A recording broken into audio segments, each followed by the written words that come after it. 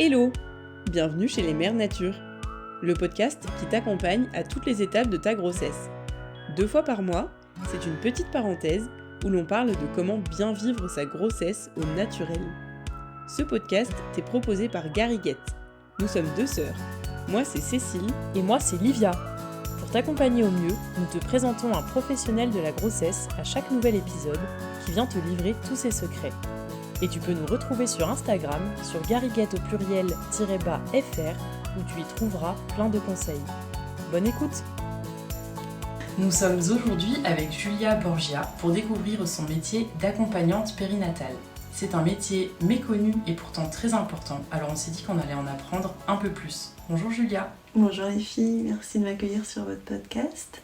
Bonjour Julia, avec plaisir. Est-ce que tu peux nous parler un petit peu de toi et de ton métier ? Oui, bien sûr, avec plaisir. Donc je m'appelle Julia Borgia, j'ai 31 ans, je suis en couple et maman de 2 enfants, donc de Elia qui a 11 ans et Marius qui a 5 ans. Je suis auxiliaire de puériculture depuis 7 ans et dans l'accompagnement à la parentalité depuis 11 ans. J'ai travaillé donc un petit peu plus de 11 ans en structure d'accueil du jeune enfant.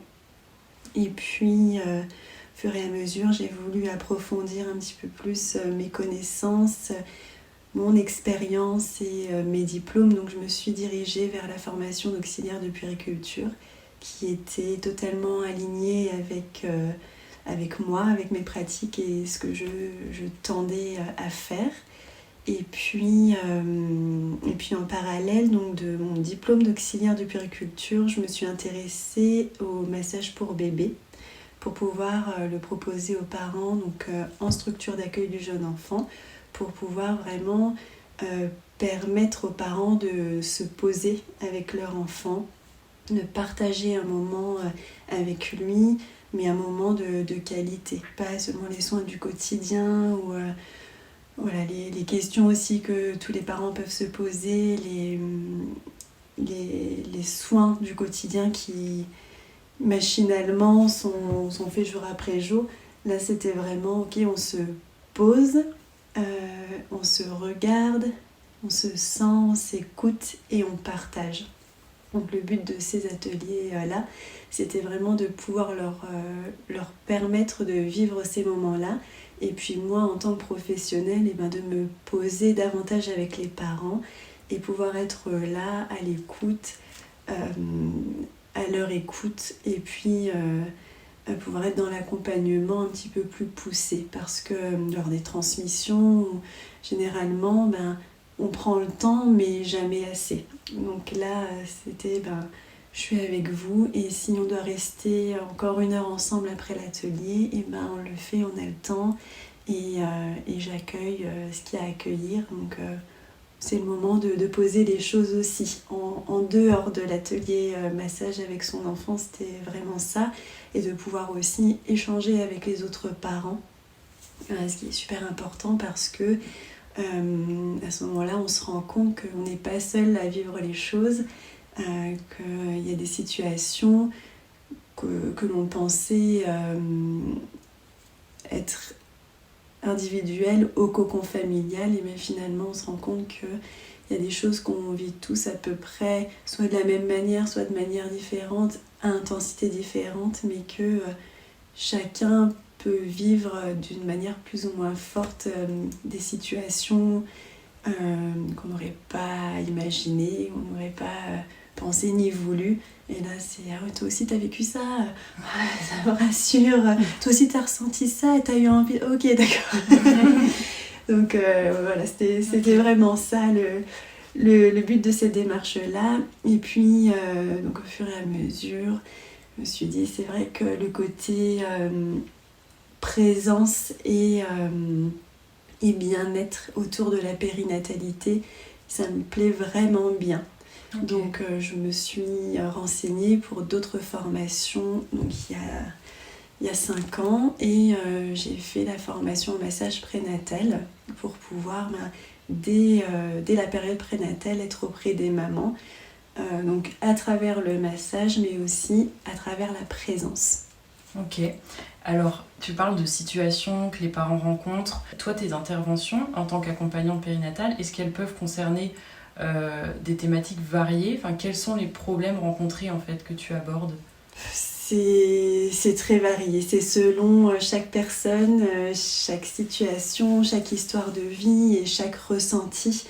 Les familles ou les mamans en individuel peuvent venir tout simplement pour un moment pour elles, un massage et repartir parce qu'elles n'ont pas besoin de plus, ou venir et déposer certaines choses en rapport avec soit leur grossesse ou ce qu'elles ressentent, de comment elles l'appréhendent, ou comment cette grossesse-là est perçue dans le couple, ou les peurs que ça peut engendrer sur l'avenir, ou les peurs qui surgissent liées à sa propre enfance, son propre vécu, ou bien tout simplement vouloir partager le bonheur que c'est d'accueillir un nouvel enfant, et puis le partager avec une personne qui est autre qu'une amie ou de la famille, mais juste voilà, je veux dire que je suis la petite main qui est posée sur l'épaule et qui est là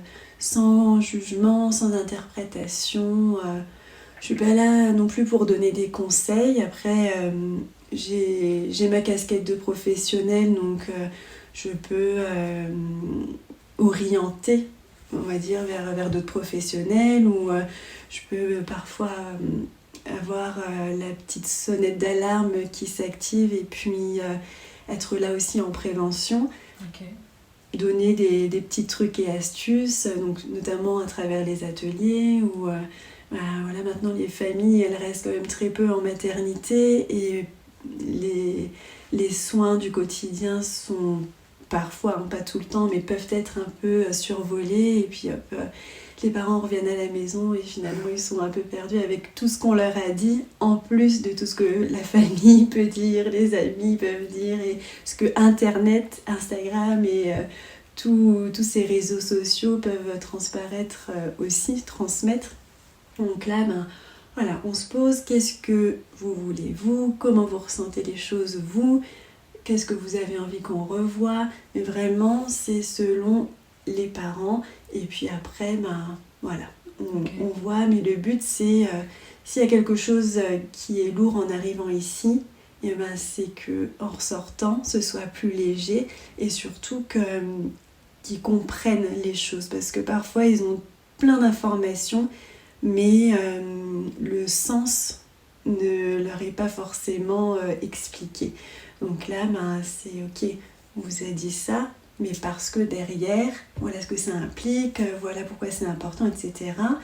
Ou des petites choses vraiment qui peuvent paraître simples pour certains, comme certains réflexes chez le nouveau-né, mais qui ne sont pas toujours connus par les parents et qui peuvent faire peur, et leur expliquer ce que c'est et pourquoi, ça permet que derrière, quand le bébé le reproduit à la maison, ça fasse moins peur en fait. Donc c'est simplement ça. Ouais. Je me disais par exemple dans la période d'allaitement, il y a aussi un accompagnement que tu peux faire à ce moment-là? Oui, tout à fait. Donc on peut me demander des accompagnements à l'allaitement de manière individuelle, donc uniquement pour l'allaitement.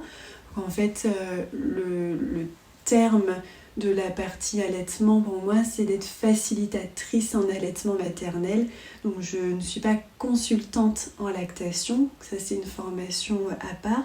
Ouais. Donc moi, ça fait partie de ma casquette d'auxiliaire de puériculture, on va dire. Donc je suis là en soutien, en accompagnement, que ce soit pour la préparation en prénatal ou la mise en place après la naissance, ou bien même le sevrage. Mais le but c'est d'informer, de montrer ce qui est possible, comment on peut faire autrement, et puis d'être à l'écoute des parents, parce que durant l'allaitement, il y a la maman, mais il y a aussi le coparent qui est là et qui a une importance fondamentale. C'est de revoir vraiment le noyau du couple et du bébé, et accompagner selon cette famille-là. Donc il y a n'y a pas de règles, enfin, il y a des bases sur quoi on peut s'appuyer, mais après c'est comme pour tout, ça se rejoint à chaque fois, c'est vraiment selon la famille, les habitudes de vie, les envies.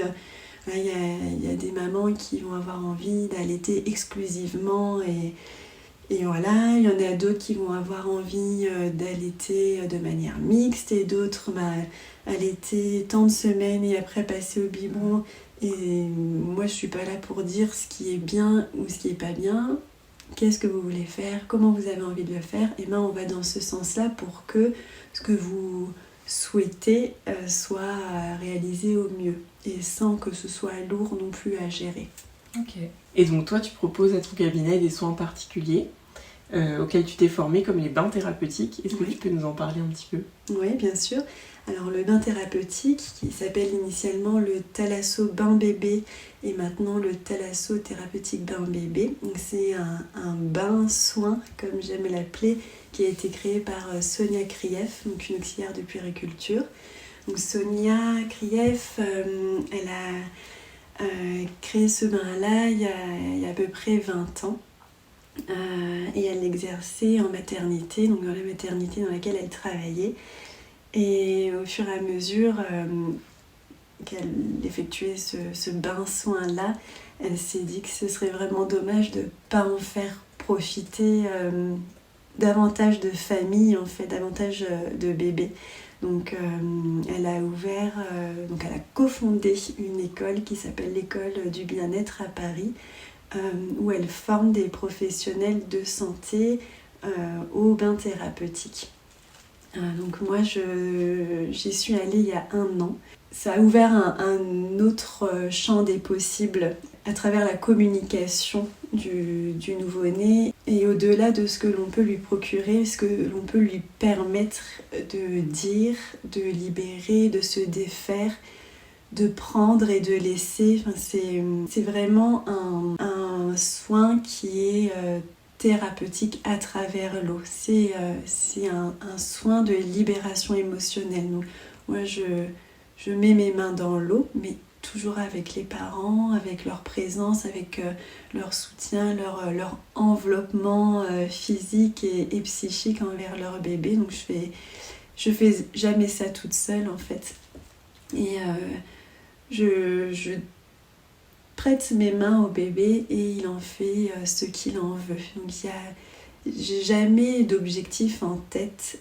Je ne sais pas où je vais parce que c'est le bébé qui va me dire où aller à travers ce moment-là en fonction de son propre vécu à lui. C'est pas en fonction du mien, c'est vraiment en fonction de lui, son vécu, ses empreintes, ses mémoires affectives liées à sa période prénatale, même anténatale, ses empreintes liées à sa naissance aussi et liées à l'histoire de vie de ses parents. Donc chaque bain est différent parce que c'est vraiment un soin qui est propre à chaque histoire. Il y a des bains qui se font en une fois, d'autres qui se font en plusieurs fois. Il y a des bains qui se font entre guillemets dans le sommeil. Il y en a d'autres qui se font dans l'éveil, dans le mouvement.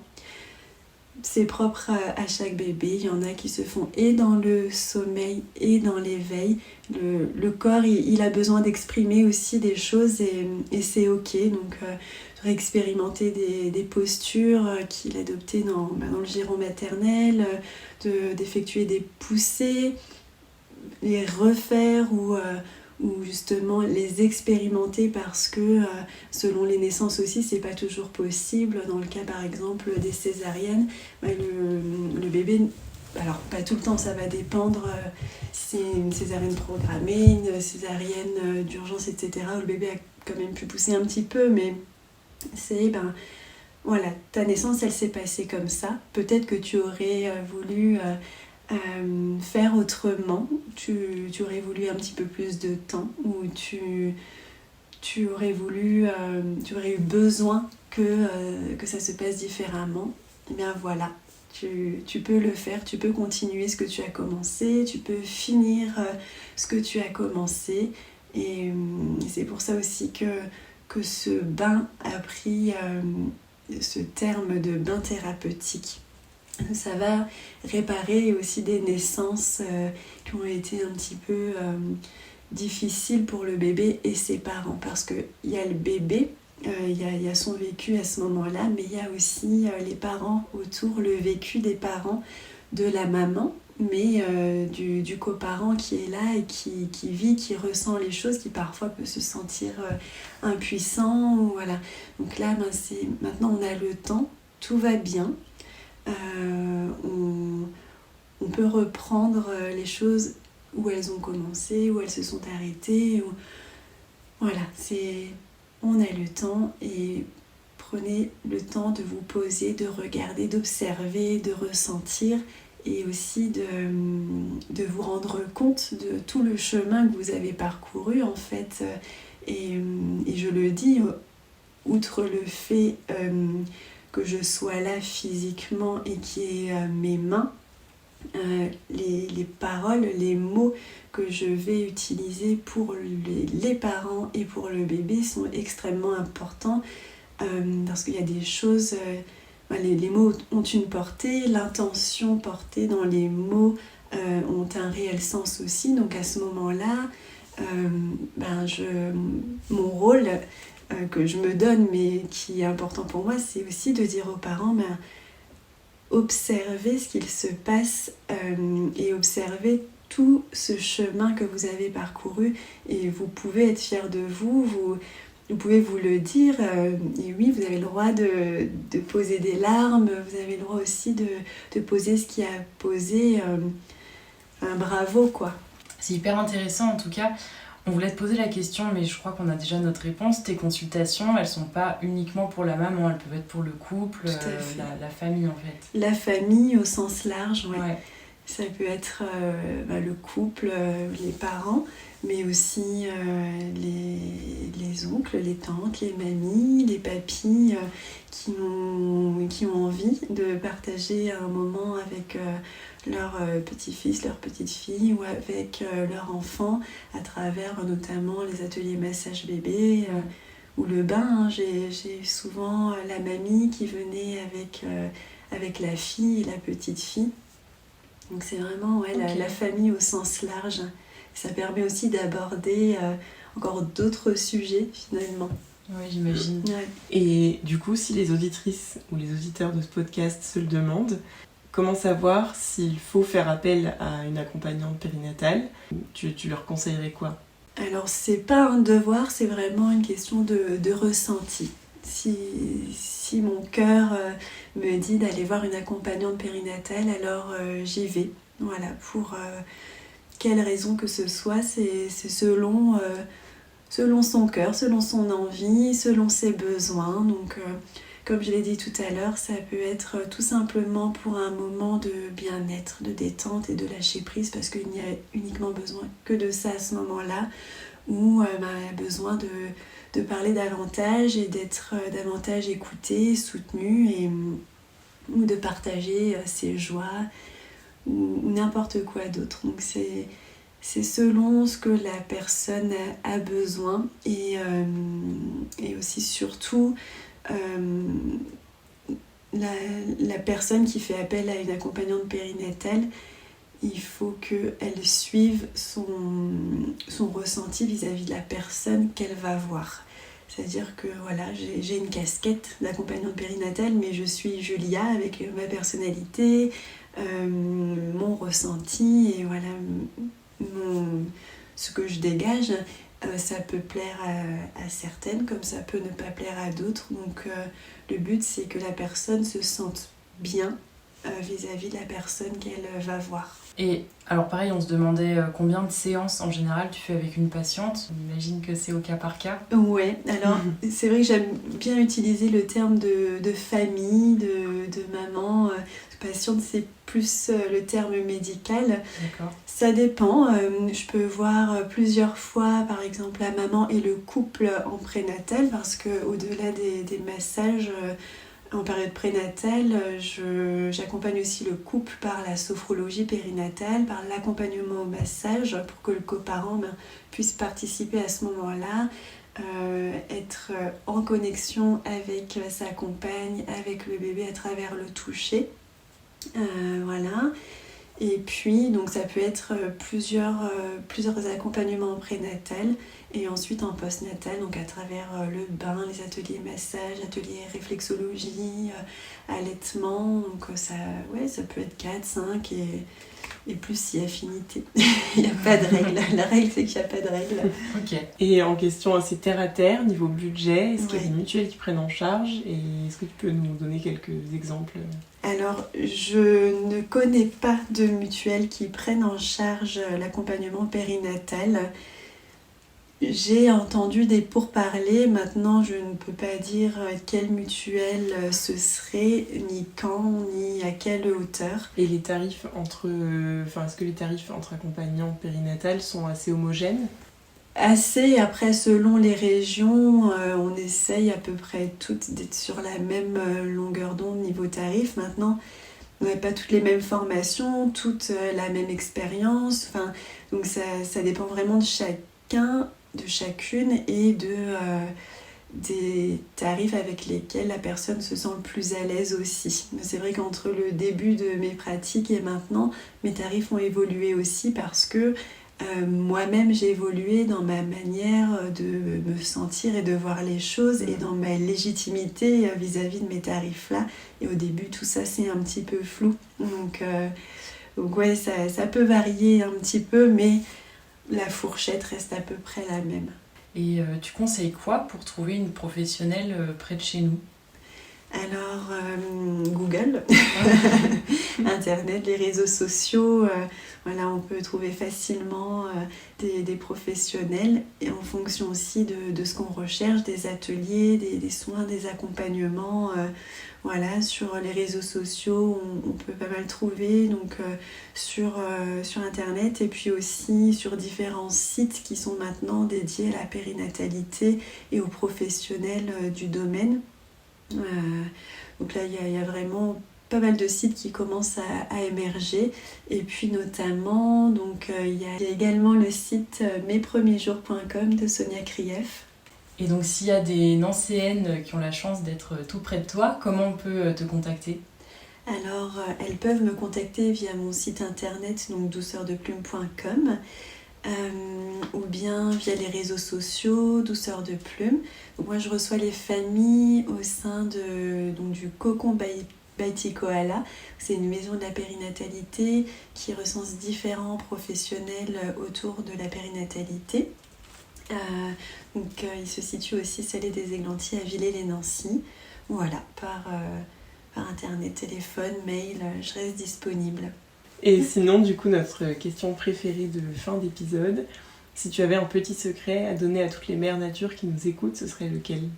Alors le secret que je pourrais donner, c'est que c'est de se faire confiance. En fait, c'est assez abstrait de dire ça, mais c'est vraiment une vérité. On entend tellement de choses autour de soi lorsque l'on est enceinte, lorsqu'on vient d'avoir un enfant, autour du couple, autour de ce qu'on devrait faire, ce qu'on ne devrait pas faire, ce qui serait préférable de faire. Chacun y met aussi son petit grain de sel, mais tout ça relève aussi de la personne que l'on est et de son histoire. Donc Tata Huguette a eu sa propre expérience avec son propre vécu et son propre ressenti avec son enfant. Mais ce n'est pas la même expérience que moi en tant que maman, que moi ce que je vis avec mon enfant et ce que j'ai envie de vivre et comment j'ai envie de faire les choses. Donc c'est écouter ce que son ventre nous dit, ce que son cœur nous dit, ce que nos émotions et nos sensations nous disent.